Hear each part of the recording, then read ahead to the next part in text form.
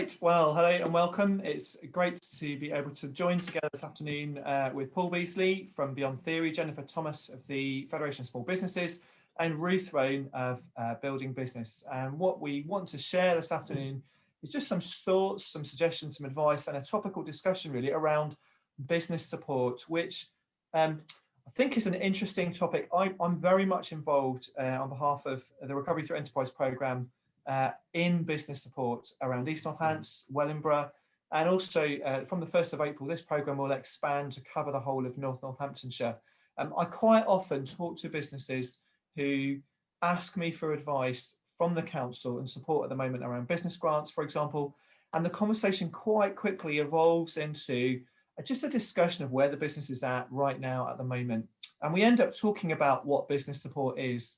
And quite often I can hear a little bit of discomfort creeping into the voice of the person I'm talking to. They're okay to talk to me, but they feel a little bit uncomfortable talking to somebody else about their business. Because let's face it, if you're a business owner watching this, then your business is your baby, it's your livelihood, it's your identity. You've brought that to birth. You've gone through the ups and downs. You're living it. It is very closely interwoven with you. You are the brand, if you like. And I, as someone who works for the local council, I absolutely get that. So I should say this is part of the programme of Recovery Through Enterprise Business Festival, running for this week in February. But I hope this content will be useful for you through the weeks and months to come. My name's James, I'm the Business Account Manager. And what I'm going to do is just bring the panel in informally through this discussion this afternoon. And first of all, I just want to ask the leading question: what is business support? What do we really think it is? I'm just going to stop that share and then just open it up. So, Ruth, as someone who offers business support across East Northants, what do you understand by that? What is business support? I think, first of all, it's a sounding board, isn't it? So as a business advisor, we listen. I think that's the most important thing. We listen to what the business issues are. We listen to the business owner. We let them get everything off their chest. And then, more importantly, I think as a business advisor, I'm an intelligence resource. So I am the person who will be able to signpost them to the right information, to the right support that they need, and they haven't got time to access. So it's really working with them to pull together an action plan, a business plan, a development plan, whatever you might want that to look like, and getting them the most important and the useful information that they can. And again, it depends on a relationship. You know, some business support relationships are 1 hour, some are 10 years. You know, it's really, really dependent on the business. Very often what we are is we're accountability. So a business will meet with us and we hold them accountable to what they've committed to do. So that's what I see business support. But it's very unique, it's very individual and bespoke to the director, the owner and the business itself. Thank you, Ruth. I think that's really helpful. And you talked there about the kind of the elastic length that it could be. This could be a 1 hour, just one conversation. That might be all someone needs. It might be, if you're a director of a business, you just need that conversation with somebody there, or it might end up in a longer relationship where you come backwards and forwards, really. Paul, if I can just bring you in, what's your experience in working out that initial conversation about what business support is and isn't for somebody? What I'd like to do is to start off and ask the business owner or the senior manager or whoever we're working with some nice open questions, because I don't think you can provide support unless you're asking what the situation is. And I'm totally with Ruth about every intervention or element of support is very, very unique. And so, it can be just a chat or it can be pointing people in the right direction to access finance, or it could be providing the types of things that we provide, which is coaching either at one-to-one level or group training courses. So it really depends, and I think what we also need is some honesty from the people that we're talking with, because and that can be a huge ask, because you're actually asking people to open up and talk about their issues, which you've described in your intro about how businesses are people's babies and they're looking after them and they're nurturing them. And so if people find themselves in difficulties, they might find that a little bit of a challenge to open up and describe what the situations are. But you know, I'd like to think that with the skills and techniques that we have, that we can actually start to explore and then provide the sort of advice and, you know, and interventions, whether it be training, coaching, whatever is needed is appropriate. Thank you. I think, and what you bring into the fore there, Paul, is it's about the relationship that you build. It is about trust, openness, and honesty. Yeah. I mean, I'm very privileged at the moment working for the council, that I'm making phone calls to businesses who are asking me for money. They're asking me for COVID grants, and people are very open with me about where they're at with their finances. They find it a little bit uncomfortable, and quite often they'll say to me, I don't often discuss this. A little bit of just gentleness to say, thank you, I recognise this is kind of uncharted territory, because the council's saying, tell me about the numbers. But actually we build trust, and that allows me then to start this conversation about, well, if it's been helpful talking to me, who else are you talking to? And I think you're absolutely right to seek that openness and honesty at the beginning. I think that's really critical. Jennifer, if I can just ask for your angle, because obviously it's the Federation of Small Businesses, you've got a whole package that is business support, but how does that operate, and how do people interact with that at the moment? Yeah, we do. FSB is a lobbying group, essentially. So the business support that we provide our members is essentially based upon levelling the playing field. So when we talk about business support, we can be talking about the government-funded, you know, public sector delivered support, business support network, which is things like the LEP and the Growth Hub and the universities and those sorts of things. And our members do engage with those, and they find them useful, and most importantly, they're free. So there are challenges around how businesses engage with that, how knowledgeable they are of that, how they access it, and how accessible it is, and how easy to navigate, how much red tape and tick boxes and there are to cover. FSB's support is put together by members based on what businesses really need, not what can be freely funded by government, but what actually they need day to day. So it's about leveling the playing field. So if you're in a big business and you have a legal issue, you pick up the phone to your legal team, to the tax department, the HR department. When you're a small business, you're quite often one person, you're expected to do all of that. So for us, I suppose the question of what is business support is, it's those funded programs around productivity and increasing the, you know, improving the economy and all that kind of stuff, diversification. But actually, it's also that day-to-day speaking to a solicitor, finding out about your tax that you need to do, checking that you can manage staff. So if you're to increase your productivity by taking on staff, you need to be able to have that support to do it, because you're not an expert.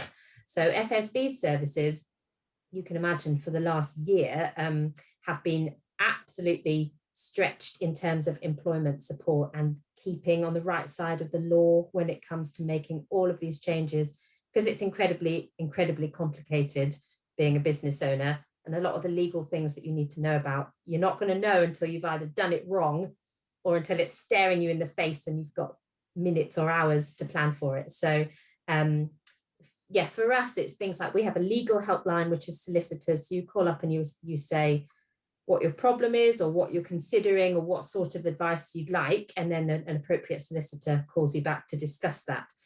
And it's advice. So you then make the decision, do I want to go off, which is the most expensive and which am I prepared to do? The tax investigation, you know, that's business support, because my goodness, if you're subject to a tax investigation, which unfortunately is quite common for small businesses, and the government are going to be looking at how they can claw a lot of money back into the pots soon. So having support to manage those kind of tax issues, and having support from HR professionals on the end of the phone, but also at FSB, we've had certain business services which normally most members didn't know about. So things like health and safety advice, which wasn't exactly on the top of my list for marketing in the local area. But over the last year, my goodness, being able to pick up a phone and say, what am I supposed to do about this? You know, what signage, what's all the stuff around health and safety and risk assessments. that's been so important. So I think business support kind of needs to flex depending on the type of business and depending on what's going on.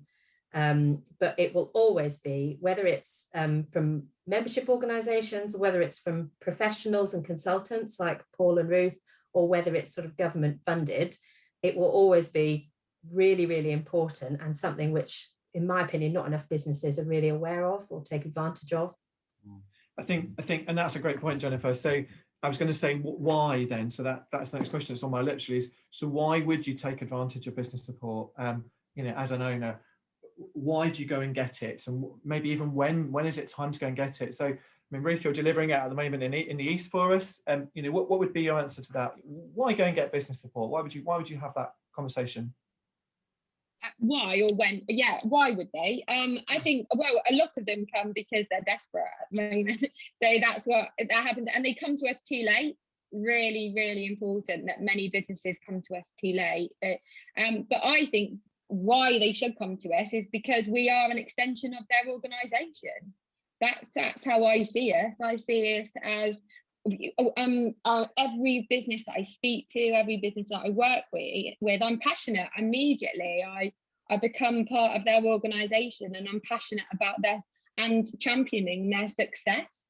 And it's an additional resource. You know, not only myself and Paul, we're additional resources as coaches and business advisors, but again, the professional organisations that offer business support, like the FSB, and other professional bodies, they offer a wealth of information. So I think that's the key. We are an extension of their business. We are somebody that we can, again, it comes back to that accountability, but we become their accountability. So very often it's a lonely place running a business, whether you've got staff or haven't got staff, the buck falls with you. And what we are is that sounding board, that accountability that business can use. So I think we're essential. I think every business should have a business advisor. Thank you. And I think it's really nice to use a couple of strands there. So I asked the why and the when, because in my mind they were fitting together, and you brought them together very quickly. Why? Yes. Actually, when is quite often too late. You know, it's after the horse has bolted, kind of sense. And that makes it really hard. But I love the tone that you've got there, which is it's kind of inclusivity, isn't it? Thinking of the business supporter that you've got, whoever that or whatever that organisation might be, as part of you, not as separate to you. And I think building that culture, again, Paul, that comes down to the relationship that you seek to build the relationship of trust. Yeah, I mean, I'd actually reverse the question back to you. You said, why would you want business support? I'd actually say, well, why wouldn't you? And so, you know, I know I do this for a living, but I'd say, well, what's stopping you? And a lot of that can be some sort of like emotional feeling and not very, very rational.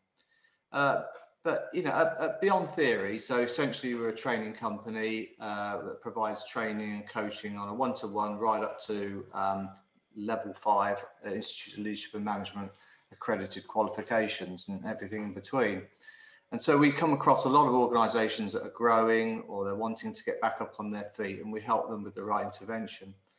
And so it's okay saying support, but the other side to support is challenge. And so we have our challenges, and if you have challenge and no support, then that's extremely stressful. And so what you need to do is to have the right support, because as Ruth's saying, you can't be expert in everything. So you do need to have people around you that can support, and they might be people within your organisation or external partners. But yeah, you need to have the challenge, but you also need to have the support to meet that challenge, because you can imagine that, you know, what it's like to have all the challenge and no support is very lonely. It's very, very stressful, a huge drain on person's resources, a business owner's resources, and can cause all sorts of issues. And, you know, when you're faced in that type of situation, it's like on our resilience and well-being training, we talk about this fog that comes and, you know, it just stops you from thinking in a clear way. Well, if temporarily that might not be an issue, but long term that could be. So, you know, we would work with people to make sure that they do have the support, but also I think it's about making sure it's the right challenge, because very often we might think that this is good and this is going to be the next best thing, well, actually, you might want to just have somebody alongside you and just to challenge your thinking on that. Is it the right direction to go in? If you're thinking about changing the direction of your business and responding to COVID in that way, of course, yeah, we need to adapt, but we need to adapt in the right way, and we need to make sure that we've got a plan. So it sounds very straightforward, but it's like, you know, where are we now? Where do we want to be? How do we get there? Essentially, that's basically how the plan works. But of course, there's a lot more detail there, and a trusted advisor will be able to help with that detail. I think. Oh, sorry, James. I think. No. Oh, sorry. I just think for me, you know, I've spoken to a huge amount of businesses over the last couple of weeks, and the one thing they say is they were worried about the conversation we were going to have, and that you know, that upsets me. But actually, by the end of it, they're like, "Oh, thank you so much," because they are reassured. They feel more relaxed. They feel like we're almost like a safe pair of hands. Whether that safe pair of hands issues good news or it issues bad news, or something in between, we've broken down that barrier of them seeing us as some sort of authority or judgmental organization or person. And I think that's for me, and that's the most important thing for me with any business support that somebody gets, that they feel that they can trust, but they feel that actually they shouldn't be worried, they shouldn't be frightened or concerned about picking up that phone and getting that support. I think that's the one thing for me that I've experienced over there. And again, straight away putting that business at ease. And we're having very difficult conversations, you know, as I'm sure we have always had, but it's making sure that those conversations are done in a way that the business feels relaxed and trusting, I suppose. Thank you. Yeah, and you're absolutely right to jump in there, Ruth, because I mean, that is the, as you hinted, well, it's the emotional kind of attachment. Is such a strength, but you know, there's that we're coming to some of these old chestnuts, which are great, really. You know, it's a see your strength as a weakness. Sometimes actually, you know, I love my business is a great thing, but actually it will blind you to certain things as well. And you've mentioned, Paul, that again, that's an oldie and a goodie, isn't it? You know, where are you now? Where do you want to be? Where do you want to get to? I was going to ask the question. So Jennifer, I was going to look at you and go, so COVID, what's happened? What are people asking? And I kind of guess where we're going to get from, because I think COVID just hit, the shock wave of COVID hit obviously March, April last year, but it's still been hitting people, and there's a constant kind of wave. I know Paul's got a great kind of picture on this, but Jennifer, I just wondered, you've touched on a little bit in terms of the kind of quick needs that people had, but what's the FSB sort of sensed as a kind of surge at the moment in people's needs around COVID? Well, yeah, it's funny you should ask, actually, James. So I was thinking when we were talking about the other point is just to rewind slightly. We've been talking about the Shared Prosperity Fund for many years, about how do we replace European funding and what do businesses want, where do they get their advice. And FSB's put out a report on the Shared Prosperity Fund, and we did a lot of research after the referendum vote to say, right, what business support do businesses need after Brexit? And that showed that actually, in terms of the sources of business support and where businesses realistically go to, and I think this highlights what Ruth and Paul have been saying about accountability, and you need somebody to be accountable to, and you need to have difficult conversations. The number one place that small businesses said that they got business advice from was their accountant. And that doesn't surprise me at all, because that's the person who they've got to go to and have these conversations with and say, oh, this is where we are, this is where we want to be. And so they're having to have that conversation. Whether they go off elsewhere and say, right, I want to ask you the same questions, is actually quite unlikely, or certainly was before COVID. So the top three, far and away the most popular places where businesses went pre-COVID, but no doubt stayed the same for their business advice, were accountants, then consultants and business advisors like Paul and Ruth, and then business networks and trade associations, so like FSB and your other sort of local business support. Under that sat, by quite a big jump down then, solicitors, banks, Chamber of Commerce, universities, financial advisors, the gov.uk website, on average, 1% of small businesses went there for their business advice.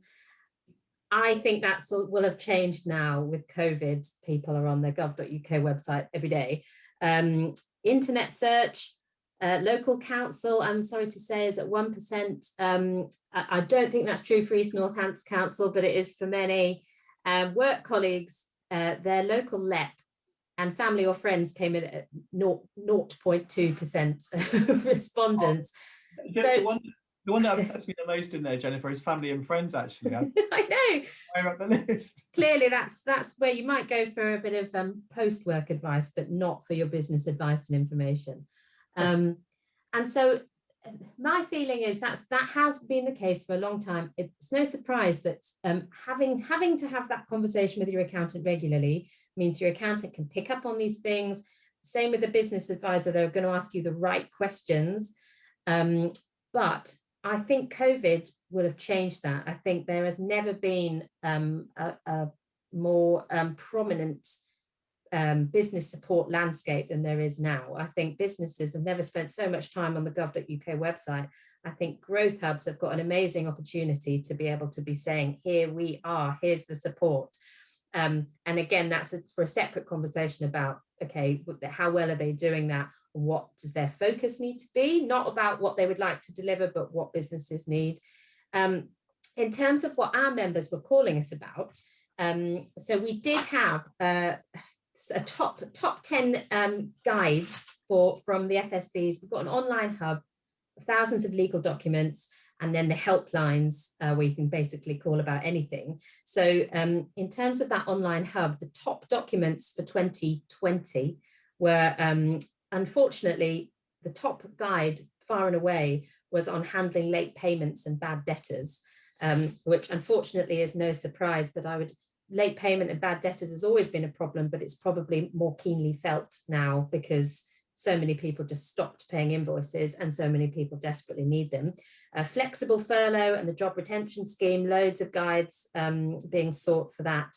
And then the third one, health and safety policy. Again, not one of our jazziest topics in past, but that's what people need right now. And I think this intel, I'll make it's available if anybody ever wants to see the top 10 guides and the top 10 documents, but it is really interesting to see. And I think it's important for government and local growth hubs, for example, to see this is what businesses are asking for. Please stop telling them what you want to tell them. This is what they want to know about. How to create a staff handbook, obviously the COVID risk assessments. The top 10 document, again, far and away, the bit most popular was a contract of employment with a privacy notice and flexible furlough agreement. Again, assessment forms for COVID, business to business contract. So a lot of the contracting documents are interesting because it kind of shows that there are businesses who are wanting to set up, might be new startups, and also businesses thinking, right, I need to get everything sorted now, and this is my opportunity to make a staff handbook, which they've never done before, to be able to get some structure, which I think that's what I'm hearing a lot from local business advisors as well. It's like, this is your chance to get a staff handbook, get a business plan, get your strategy in place, use this downtime to plan and get your ducks in order, because a lot of small businesses normally have been having to work very reactively over the years. Work's coming in and they're just doing the work. They haven't necessarily been thinking, where do I want to be and how am I going to get there? They've just been so busy doing the day job. Funnily enough, a year ago, the top 10 guides in the same year were GDPR, a RIDDOR flowchart. So I think, you can see last year people were sort of wrestling with other, GDPR was something that came up and was a big problem and then ideally died back down again. But I think after COVID, I would like to see that business support from public sector money ties in with what's available locally, what the councils are doing. Councils have been worked incredibly hard with those grant funds that the councils are putting out. I mean, hats off to all the council teams who've been pushing out those grants. I cannot imagine the strain it has been to push out probably more money than your entire annual budget.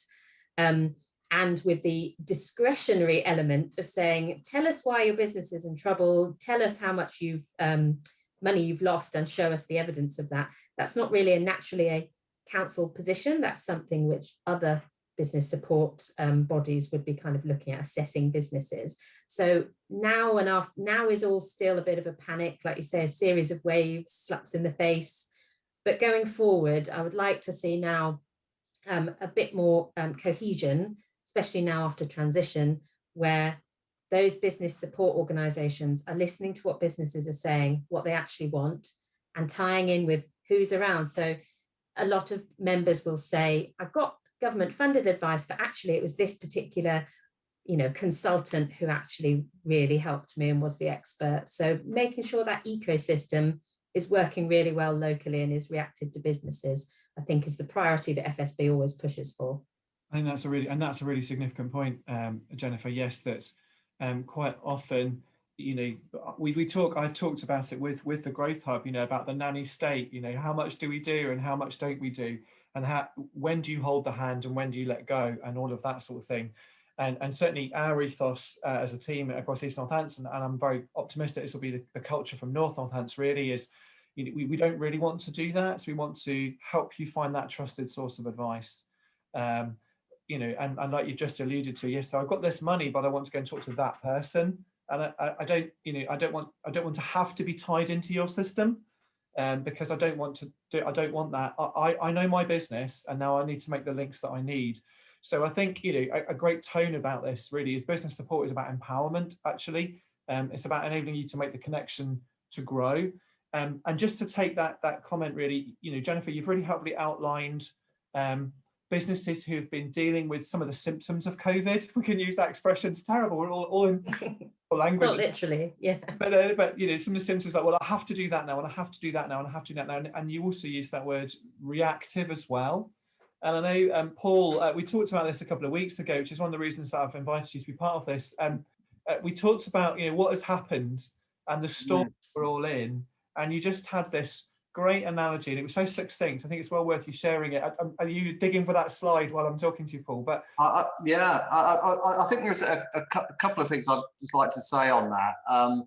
And just to follow up on what Jennifer was speaking about, I think what we really need to do is to make sure that money is getting to the right hands as quickly as possible, because a lot of people are really hurting right now, and that's the seriousness of it.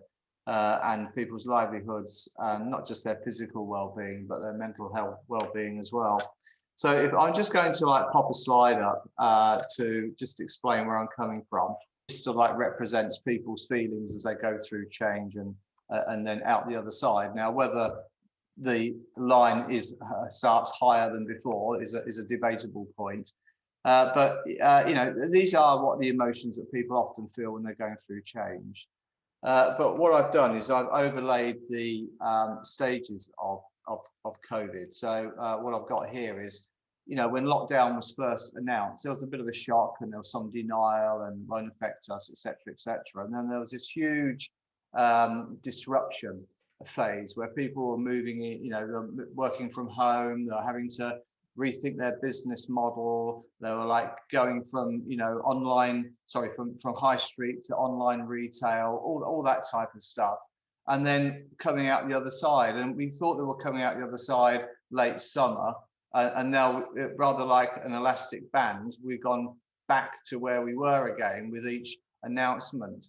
So I think, first of all, it's very important to recognise that people are very at different points on this. I mean, some of our clients have been really successful as a result of the pandemic. They can't keep up with demand because of their products. And so that's given them different challenges, but they've still gone through these emotions. And of course, change is very personal. If you've got a team of 25 people, then each of those 25 will experience change in a different way. So it's not a linear process. And I just think what we have to do is to recognise, and not just ourselves as business advisors, but the authorities who are administering all this support need to recognise where people are, and people need to have it really, really quickly. And so less forms, more conversation, get it there. That's my message, because there are people really hurting. But I mean, but what does this feel like? And this might have been the image that you had in mind, James, is that, you know, very often we're trying to make it up as we go along. You know, this is Wallace and Gromit wrong trousers video that they did, which was terrific. And this, just to remind people that this is where they're on a train and the train's out of control and there's no track. And Gromit crawls his way to the front of the train that's going like really, really quickly and laying down the track as we go. And for a lot of businesses, this is where they are right now, as they're coming out of that curve and having to really think about their trajectory, their strategy, and so forth. So, you know, we often talk about strategy as being 3-5 years out. I mean, come on, you know, I think it's getting through to the next quarter for many businesses. So, you know, and I do really think that we need everybody to give people the track, first of all, so they can have something to lay down in front of them, but then they might need some guidance and support to actually do that. So yeah, good old Wallace and Gromit, the wrong trousers, but okay, it's a light-hearted image and one we all can maybe remember, but actually I wouldn't overlook the seriousness of this. And so when we're talking to our clients, we're often talking about the emotional support for managers. The training we provide helps people think things through, make difficult decisions, deal with challenging issues, etc., etc. But they're really responding to it. And so whether they are an organization that's really growing and can't keep up with demand because their products and services are really in demand right now, or if there's somebody that's really struggling because they're in hospitality, how do they keep that going? But there are green shoots, I guess. You know, we could be a few months away from reopening, but there are risks, and I think, you know, we all have risk, and I think making sure that people are alert to those risks and planning sensibly might mean they have a little bit more track ahead of them. I think it's a great point, Paul, and I think, you know, if you remember the sequence in that video, and I'm really grateful for you sharing this slide actually. So if you remember the sequence, this train goes through furniture, doesn't it? It goes under a table, it corners at high speed, and although it's funny, it's also very frightening as well. And I think, you know, I'm very conscious that when I'm speaking to a business that's asking me for money as the council, that, you know, I can offer reassurance very quickly when I can say, yes, actually, I can support you in this way. Equally, I'm listening at the same time thinking, but is that enough? Thinking as a council, I may not be able to do enough with what I've got. I'm able to do a little bit more. And certainly at East Northampton, I know I've got a system to offer that little bit of additional, or that large bit of additional. But equally, my concern, and this is why I think this is such an important conversation today, is who are you connected with? Who are you having this conversation with? Because quite often, the sense I'm getting when I'm talking to someone is I'm the first person. In fact, you know, I talked to somebody 10 days ago and he said, I've basically been sitting and waiting this out. And I've been waiting this out. And I thought, God, that's nearly a year now. You've been sitting and waiting this out. And that's too long to just sit and wait. And I don't think they've spoken to anybody else. And I'm gently, you know, here I am, the council, gently trying to say, well, look, do you want to, there are lots of people and organizations you can connect with, lots of networks from the free to the paid, lots of membership organizations, there's lots of options out there. Get stuck in, get engaged, get talking to somebody. I don't know, I mean, I'd be delighted, Ruth, if you want to jump in on that. I was going to take the conversation in a slightly different direction, but Ruth, you know, how do you sit with that slide, or this one, in fact? Absolutely, I love that slide, Paul. I think it's brilliant, and I also think that as advisors, we are there to quickly help them change the direction of the track as well, because I think that as they lay it, the direction might be changing instantly, dependent on what government says and what else is going on externally. So I think that's really key. I think it's essential for businesses at the moment. I think that the thing for me, I'm just passionate about business support, and when we talk about the support that's out there, I think it's about working together. You know, I'm not a specialism in many areas, and I don't sit there and say that I am. And it's about knowing at what point to refer that business to somebody else who can help them more than I can. And I think that that's really, really important. And it's building the relationship with the business there as well. So the people that I work with, I'll say, speak to this person, speak to that person. It's a collaboration of support. And I think that's where businesses, but they don't know where to get that. And I think that's the joy about the business support that they get from, whether it's myself or Paul or the university or the FSB or whatever it might be, that we open the door. I think that's the thing, that they probably didn't even realize they needed opening. And I think we opened that door, and it opens them up to so much more opportunity to access different services, funding, support, because it is a lot of what we offer is the best kept secret, isn't it? You know, people don't know about it, and they're like, what do you mean I can get that and I can access that support? You must get that all the time, Jennifer. I think when people see I can get all of that for that amount of money, it's just insane, and they think, where's the catch? Or I think that's the key. I think it's that and you know, this is a crucial part of what we've been saying around the European and government funding, is we need to stop looking at business at the ultimate outcome as job creation, because there's so much more about it. So businesses might be surprised that they can get free support and that people genuinely want to help. But that's because it's not just about putting money in the pocket of the small business owner, and any small business owner knows that very little money actually goes into their pocket. It's about the wider, you know, the productivity of the UK, how competitive we are with other countries. It's about modernisation and decarbonisation and so much more than job creation. So there are professionals who genuinely want to help, and there is government support that genuinely wants to help, because as a small business owner, you quite often, you're the key to so many more of the UK's problems and opportunities.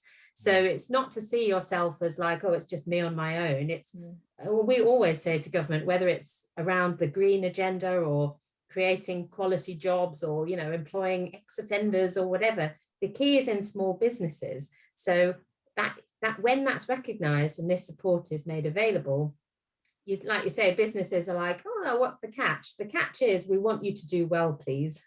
We share that ambition. We want you to do well so you can make, you know, these bigger economic problems less. But when you work in your own business, sometimes you not necessarily think, oh, like, you know, I can't help with decarbonisation and modernisation. But that's why there are, you know, there's constantly, we hear about grants about energy saving light bulbs and things, but that's what it is. It's trying to blanket approach small businesses, which are 99.9% of the economy, so that we can make these changes. And I think, like you say, Ruth, sometimes people are surprised that there's so much there. But I mean, interesting, something somebody said earlier reminded me that I think one of our surveys said that only 57% of small businesses had a business plan. And if only less than, well, just over half of you have actually got a plan of where you want to go, then, you know, that's 57% is a bit of a surprise, actually. I would have thought it was less sometimes, but it's about having that plan and working out where do I fit in the world, where do I want to be, and then people can step in and say, okay, these are all the things that are available to you to do that. And any business who's got a business plan and has made one will say, oh, it was such a relief. We finally got something together. Yeah, I think that's true. And I think it comes back to what we're talking about with regards to COVID, and I'm sure Paul's experienced this as well, is that, and you, James, saying that business has sat there for 12 months, because some people I'm speaking to, they have been in business since they are 16 years old. All they know is what they do right now, and all of a sudden that rug's been pulled under their feet, and they can't. What else can they do? And I think as a business advisor, what we do is we just open them up to other opportunities by questioning, by getting them to think outside their box, stepping outside of their business and saying, actually, you've got a great business here. Why don't you look at X, Y, Z as different routes to market or different opportunities? And that's the beauty of business support. I think it just helps that business that's always done what they've always done to think differently. And we're not asking them to change huge amounts. It's just being a bit more strategic and thinking, right, actually, I might need to target somebody else, or tweak my product or service range, or think about my sales channels that I'm going to use. And I think just those simple questions, all of a sudden are light bulb moments for businesses that are sitting at home by themselves, surrounded by the same people for the last 12 months, which doesn't help at all. That we are definitely giving them those light bulb moments if they come to us. And I think that's the key. It's about how do we get those businesses.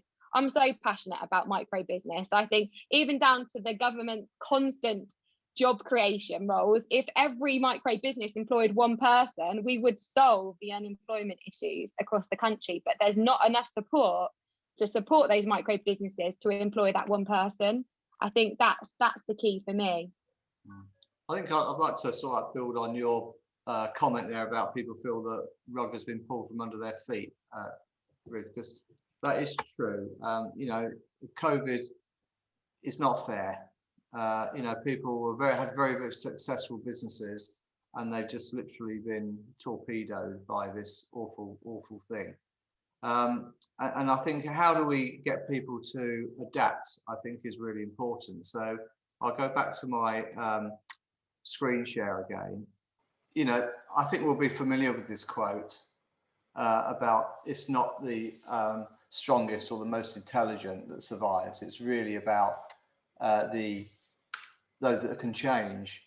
And so it could be a business that changes, but it can also be about the individuals within that business that changes.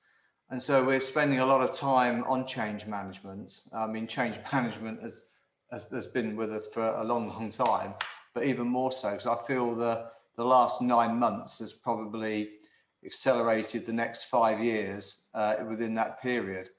And some people are able to adapt and some are not.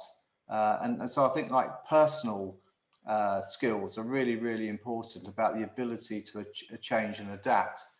And I do think that one thing to consider is that our world today is very different, so it's not that laid out track that Gromit, was trying to put down. Sometimes it is volatile out there. It goes up and down. The markets are unpredictable, and the UK economy was fragile before all this. If you remember, if we can think back, and then we've had Brexit, and now we've got this, and then there's huge demands placed that are going to be placed on us regarding sustainability and saving the planet, because as Bill Gates said the other day, solving COVID is a lot easier than solving all those much bigger issues about eating our planet up. So I think some of us have got to look in the mirror and say, we're going to have to get used to dealing with these types of concepts that are on this screen here, that dealing with ambiguity is something we have to, it's not always made up for us. And things are complex. We can't just do something without impacting something else. So a really good example of that is working from home. A year ago, people were working from home, and this all began, and it was a bit like going camping or a bit of a holiday, or it was a bit different. It's a bit exciting. Of course, everybody was working and working damn hard to do it. But a year and so on, here we are, and it's now living at work. So it's not working at home, it's now living at work. So all that commute time, all that a huge empathy with people that have young children trying to homeschool. How on earth can you do that? And we have that. We put all our training online, most of it. Some of it has been in COVID safe working environments. But it's really, really hard for people to, somebody's up in the bedroom online, somebody's downstairs homeschooling in the kitchen, and then somebody else is in the dining room competing for broadband. These are all the practical issues that everybody has to face, and employers have to face up to this as well. So, and that's just one dimension of what's happened on COVID. So that's a very complex issue. It's not a one size fits all. The working from home genie is out of the bottle, and businesses have got to get around that. So a lot of talk about hybrid. But so, you know, we help companies think that through. Where, you know, I'm a fellow of the CIPD, the Chartered Institute of Personnel Development, so I have access to research which I can help people understand, etc., etc. What's a good way forward? But it's very, very unpredictable. You know, we don't really know. We're waiting for the budget next week, and there's lots of stuff in newspapers and, you know, ideas being floated about what could happen and what couldn't happen. Lots of speculation that gets people excited or not, or otherwise. But, you know, the world is very volatile. And so these are the types of competencies that we're coaching people on right now, because it's not a laid out future anymore. And we have to be able to deal with these and all the other leadership qualities as well. I think that's really helpful, Paul. And I think, you know, that what's interesting, I remember we talked about this slide that you just shared. You know, it's not a new slide in a sense for you. It's you know, it's part of something you've done for a while. Yeah. But COVID's just brought it into everybody's experience, hasn't it? So I think whereas in the past, a sector or a part of the economy might have felt a particular bit of pain, actually we've been confronted with a vast amount, and it's across the board now. So speaking as a council, one of the good things for me is that I have a discretionary grant fund that, you know, we've alluded to earlier, and actually I have got the discretion to support that and what's businesses through that. And what I get is that it is everybody now. There is very few people out there who can really say, no, actually, it's all fine, and I'm actually not in a storm. That, you know, 95% of businesses that I speak to, is immediately clear that they've been impacted in all sorts of ways because their supply chain is abroad, or the market that they connect with is part of, it's embedded in hospitality or retail. And the ripple effect of all of this is so constant now, really. So yeah, I think, James, so, you know, I describe this as that we are all in the same storm. We're on different boats, but we're all in the same storm. So some people can be on a cruiser with stabilizers, very nice, but some of the people are bobbing about, bailing out. And so, you know, and everything in between. And I think what we need to do is to have flexible support that can each help the boats that need the help and get it to them very, very quickly. I love that, Paul. I think that's great. And I also think people's boats change. You know, they can jump from one boat to another dependent on, you know, businesses that have been shutting for the third time, fourth time. You know, it's really crucial. And I think yeah, I love that. It's great. It's really it's a great and I think a really telling image. And I think, you know, perhaps as we draw this conversation to an end now, really, I think we all need to recognise that we're living that storm in some sense, and I think part of dealing with that is admitting that that's where you are and taking stock of where I am now and how it's impacting us and how emotionally, financially, physically, mentally, in all the ways in terms of our working culture and business culture, it's impacting us. But really, you know, I mean, just as we bring this sort of conversation to an end this afternoon, really, I just want to thank you all for being able to contribute and discuss so freely and so openly. I think some of the strands that have come across are about the confidence, openness, and trust that business support is able to broker, really. What's coming across really strongly for me as well is that, you know, whatever support package is out there needs to be open and flexible. You know, whilst that railway line image with Wallace and Gromit is it's quite fun, it's a scary place to be because it's quite confined and it's very short term. And actually, you know, I think if we look at a railway in general, the one I'm in Kettering today, so the one through town, there's 4 tracks there now, actually. And so those could potentially go off in different ways and they give you different options. And business support is about building in those different options, having that conversation, having that confidence, really. I'm really grateful for the tone that you've brought in, everyone's brought really to the table today. If I can just, you know, we've alluded to other avenues. I think as a council, it's really, you know, we're really clear that there are many avenues of support out there. This is a great panel today to start that conversation. If you're watching this at home, at your business, you know, I hope you can see how you can start to make connections either with these guys, with other people, talk and find out and explore. If you're part of a network or a membership or a trade organization, maximize those benefits today, because if you're paying something, fine, get what you need from that. get the connections, work out who does what and who can do what for you. And I guess don't be afraid to, you know, Ruth alluded as well, to opening that door to someone in business support, consultancy, coaching. What can they do for you? Ask them that question outright. What difference will it make? How do you do what you do? How will I know it's going to make a difference?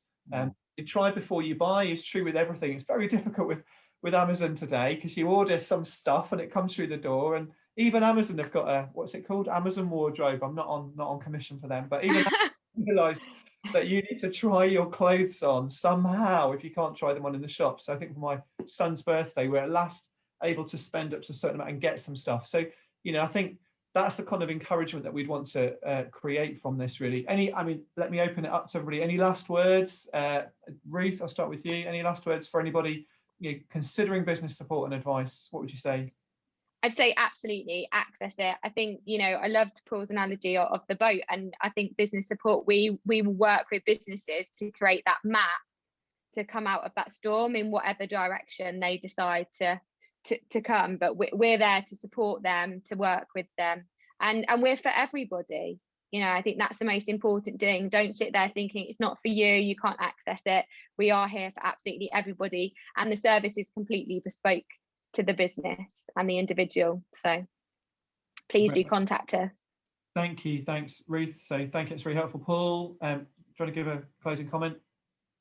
You're not alone. You know, there's loads of people out there that will help, and yeah, just ask for help. We all need it every now and again. It's nothing to be concerned about. Just ask for help. Obviously, you know, you can visit Ruth's website, you can Google stuff, you can visit our website. In fact, our website's got lots of free resources on. There's videos to watch, there's blogs to read. Tomorrow we've got a free business booster event for people that can come along. You know, so we like to give back, and we often give free events for certain organisations and situations and so forth. But you know, don't be frightened to ask. And there's lots of people around, and I know the FSB is very good at this support as well. Thank you. And yeah, and Paul, that's great. There is lots of free content out there that does taste. As a council, we've also promoted Enterprise Nation as a national network. There's a lot of good free content there. Sort of different model when you get to sort of wanting to buy bespoke advice, but you know, there is a way of trying before you buy, and I think that's a really good point. So thank you, Paul. Jennifer, Johnny, some closing thoughts. I don't want to sound like I'm just echoing the other two, but I am because I would say the same. I mean, we FSB have 2,000 members in Northamptonshire, and the majority of those join for the member benefits. They don't come networking. They don't come to, you know, lobbying roundtables. They join because they can get free advice and services when they need it, and hopefully they use it, and hopefully they know which services are available. But the majority have joined for a couple of key ones. And so I would always say, make sure if you're an FSB member, check on the membership page what it is you can get, call customer services, go to the website. Very much like Ruth and Paul have said, actually find out what you're already able to get. So in terms of free local advice, what I always tell members when they come to ask for help is go to your university, the Growth Hub, the local council, and ask that exact question. What have you got? What help? What can you give me? It's not necessarily cash. It might not be a grant, but it might be something you didn't even know existed. So you might go there and say, any chance of a grant, and come away with you know, new opportunities for a brand new market you didn't even know about. And then also, yeah, talk to your accountant, talk to a business advisor or a consultant. And most importantly, I think, despite the stats from where people said they got their advice from, if not friends and family, then we had a meeting with Northants management yesterday, and there are 17,000 SMEs in the Northants area. Ask them, ask your peers and other businesses, where have you had good business support? What helped you the most? And get their kind of best advice to actually find out what's out there, because it is sometimes a best kept secret. But that's it. You don't have to necessarily come networking, but ask your peers, ask your colleagues, use LinkedIn, come networking if you can, and just say, you know, anybody got any advice on what's been good for them? You'll be surprised how much people want to share.